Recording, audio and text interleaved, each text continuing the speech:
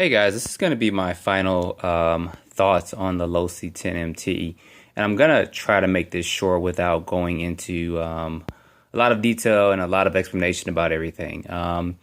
I want to say there's a couple of things I do not like about this truck, and then there's a couple of things I do like. So first off, I don't like about the truck is that it comes with, these aren't the tires and wheels that come with. These are actually Stampede 4x4 Talon tires and wheels. These actually come with a different type of tire and wheel. They're actually 14 millimeter hex, and I don't like that too much, only for the reason that it's very, very hard to find tires and wheels that are 14 millimeter hex. I think HPI has some, Red Cat has some, and you may be able to get some Traxxas Slayer wheels to fit on here. So that's just something I don't like. I wish they would have just went ahead and put 12 millimeter hexes on here. That would have made it a lot easier to find different tire selections for it. Another thing I don't like is the battery tray that you open up from the bottom. I kind of get what they were trying to do, but regardless, when you open that tray up, you still have to take the body off, and you still got to plug this in. It's kind of hard to plug this in through the bottom. So that's just something else I didn't like. There's one other thing on here that I really didn't like was the shock caps on this and even on the SCBE. The plastic is very, very weak. I drove this the other day. I did a mild flip. I mean, it did a cartwheel once, or a half a cartwheel, and this broke. And to get these, they're about 12 bucks, 12 to 14 bucks, and they're back ordered. So it's kind of difficult to get these, which kind of sucks.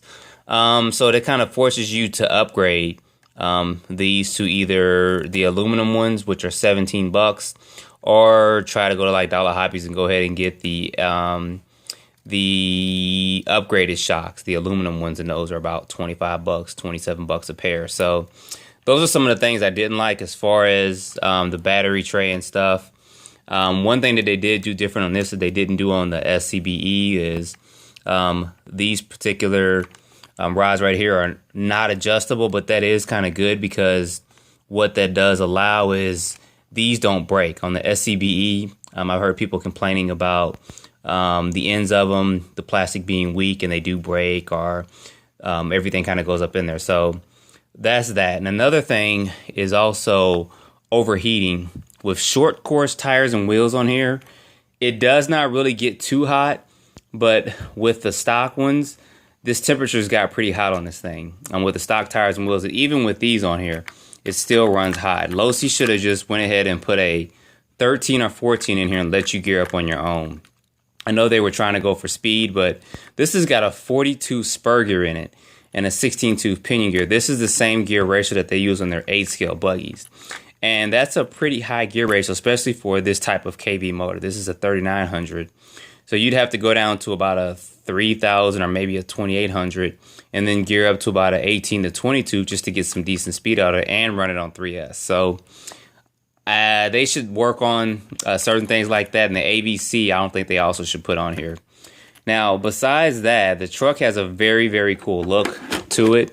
I really like the look of the truck, and the truck does handle very well, especially if you get some good tires and wheels on it. With the stock tires and wheels, with 3S, as you turn, they tend to balloon. You guys know that I did put some 1000K weight oil in there to stop the ballooning. Then I ended up just converting everything around to 12 millimeter. And that cost me about 45 bucks to do that because there's more tire options for a 12 millimeter hex.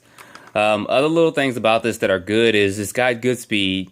The runtime is kind of short, so you can expect about 8 to 10 minutes runtime on a 5,000 milliamp battery. Yes, 8 to 10 minutes. I'm not joking either.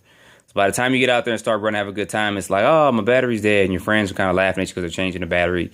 You're changing your battery out, and they're still driving. So the truck is literally all plastic, where the SCBE is got a metal chassis plate and stuff to it.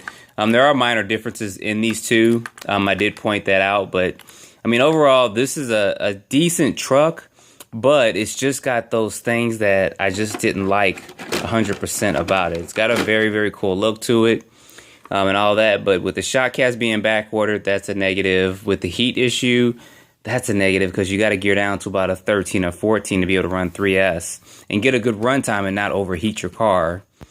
And then, I mean, the AVC, I never used it. I wasn't never a big fan of that. So I think what Losi should do, in my opinion, is get rid of the AVC in these cars. Lower the price some so more people will buy it. Get rid of the AVC, put some 12 millimeter hexes on here, and I think you guys would sell a lot more of these because the price would drop on it big time if they took that out. The speed controller, of course, is 120 amp and is rated for 4S LiPo, but the motor cannot handle a 4S LiPo. And I think they need to gear down on it some as well and go ahead and put at least some 70, 80 K diff oil in there because I had to put 100 in mine to keep those front tires from ballooning. So anyway, like I said, I'm not going to talk about this thing forever and a day. It does perform very well. I will give it that. It has performed very well. It jumps well and it handles well. It's just if you plan on getting one of these, go ahead and get a 14-tooth pinion gear or a 13-tooth, run it on 3S.